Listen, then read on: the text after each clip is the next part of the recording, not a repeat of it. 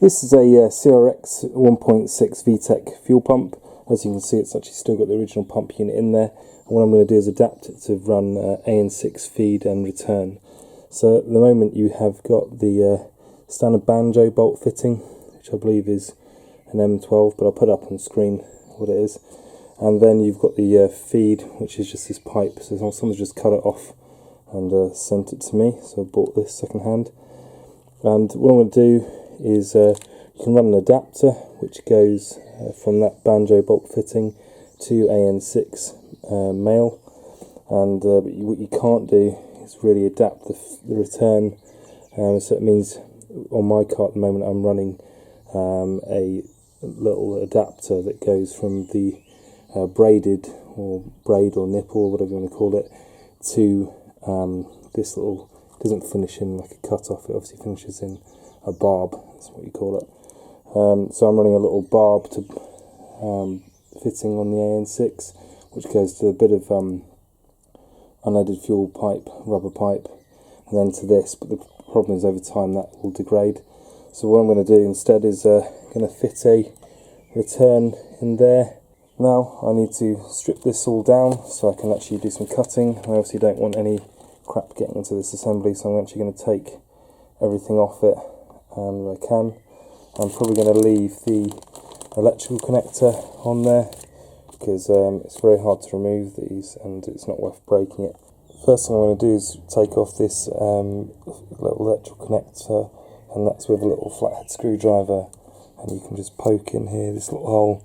Like I said, just getting a little flathead screwdriver underneath there, picking it towards you, and then coming around the back and kind of doing the same the other side, pushing it away, and that shows you this, which is a little nut on top of there, and I'm just to undo this nut, and then this little wire will be free to go. You can see that's what this these little barbs there, that's what the little plastic retainer is on.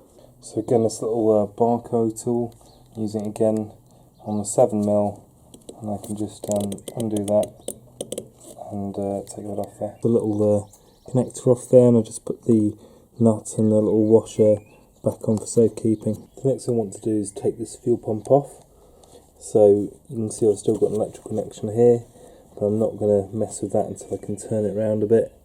So I'm going to undo this by just pulling on the little clamp with some pliers, and I'll pick that up there, or possibly slide this one down and then pull that off. So now this clamp is up there, I can just pull this up and take it off this lower hanger. You can see here now I just pulled that forward, and it comes with this this is a little boot on the bottom that's just goes between, it's a rubber boot that goes between the bottom of the fuel pump and the actual hanger.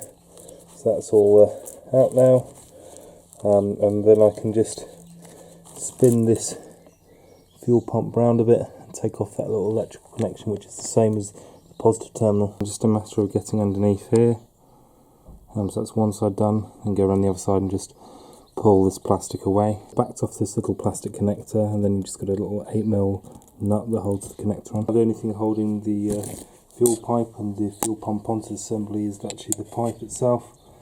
So then you can just get a flathead screwdriver and just gently ease it up all the way around the pump and actually come up. On second thoughts, the pump was best removed by removing this top one down, top little clamp down, and then just taking it off there because it was spinning on there anyway. So that's nice, pump's off, and the little sock is still available, and these are very useful because this enables you to get all the fuel from the bottom of the tank. Some of the ones are the aftermarket socks don't actually manage to get all of that fuel down because they're not as long as this sock, so keep the sock. At this point I really want to see what I can do to clean off all this crap at the top here.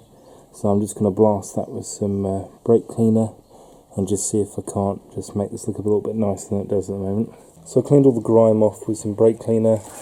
Some of this you don't really want to affect too much because it's you know, where the wiring's going and stuff, so having a bit of this rubberized stuff on top of there is kind of okay.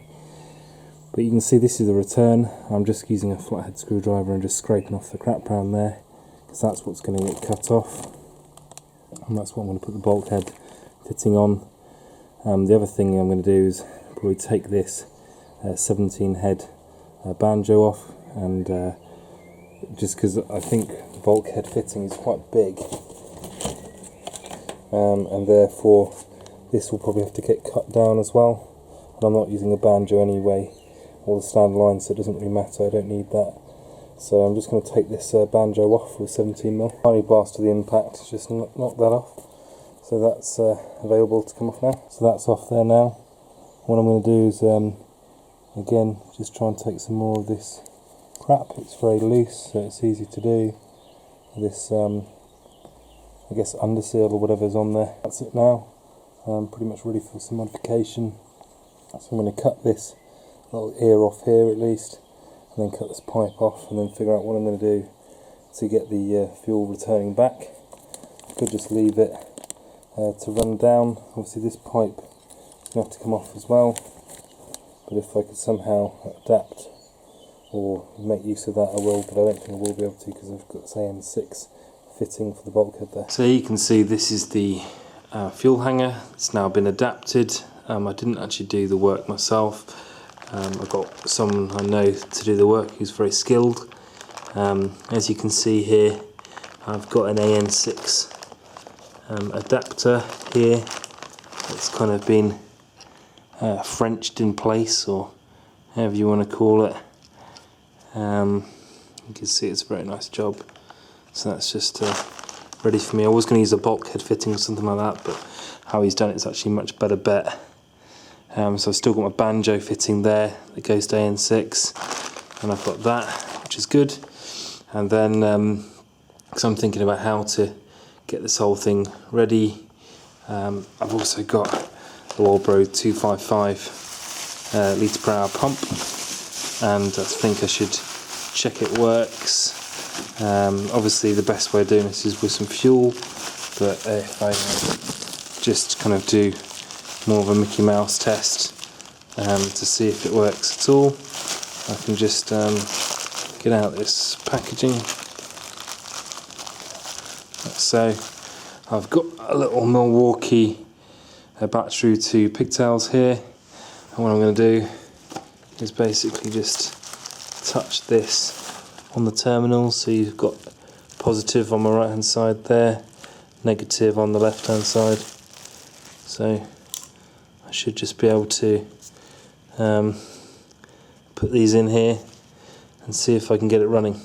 One can kind of go over that, like there, and this one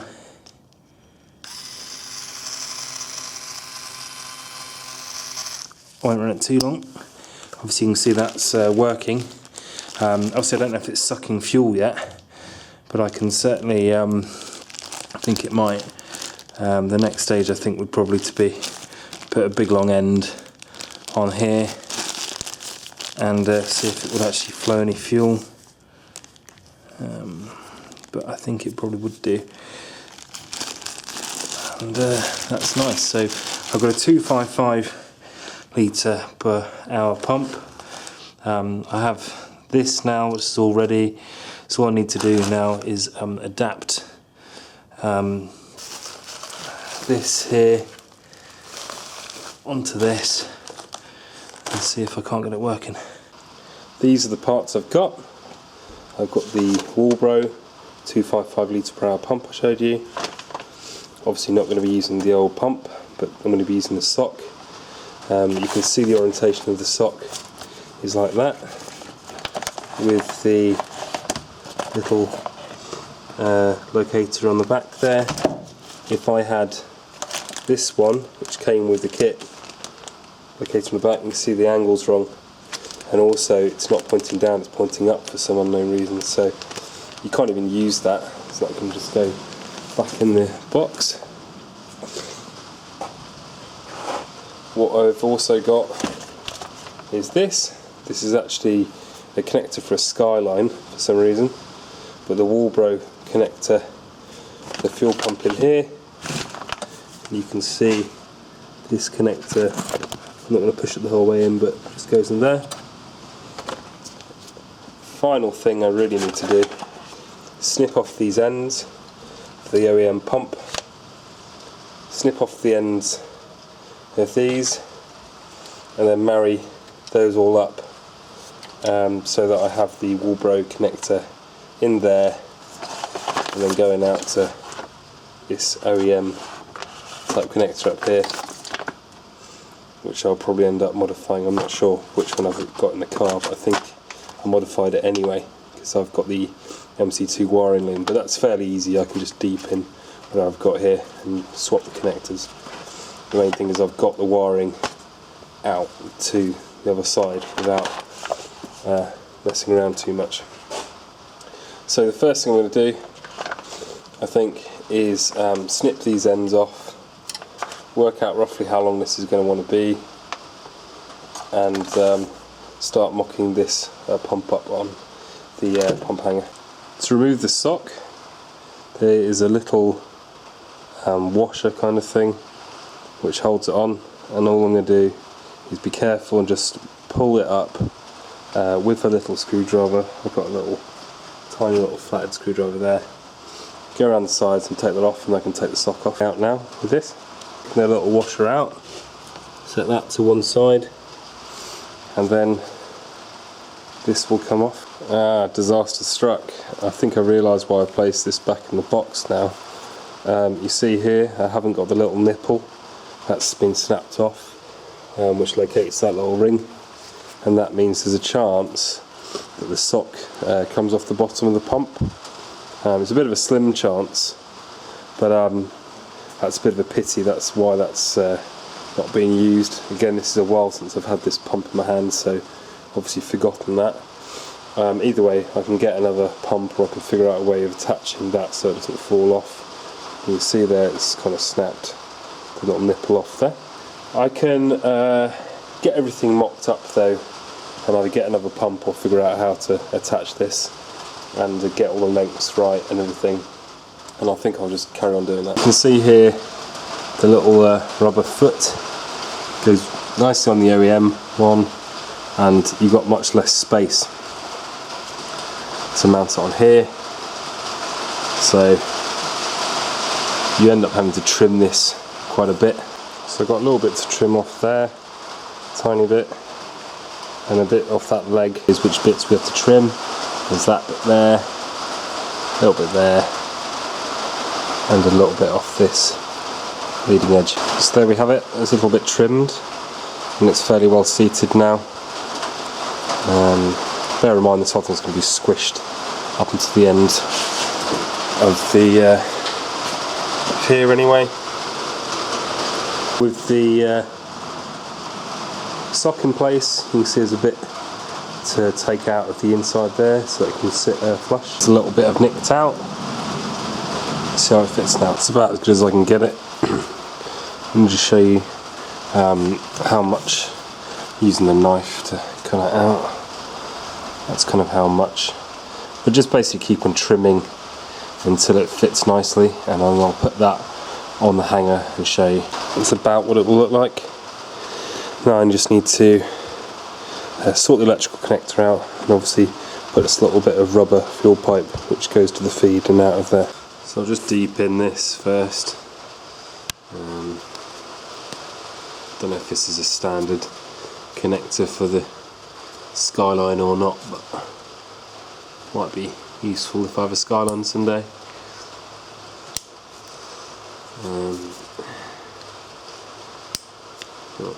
Okay, there's one side.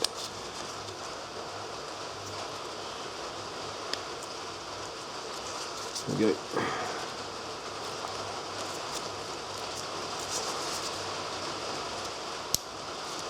That's that bit out. Then got these little things.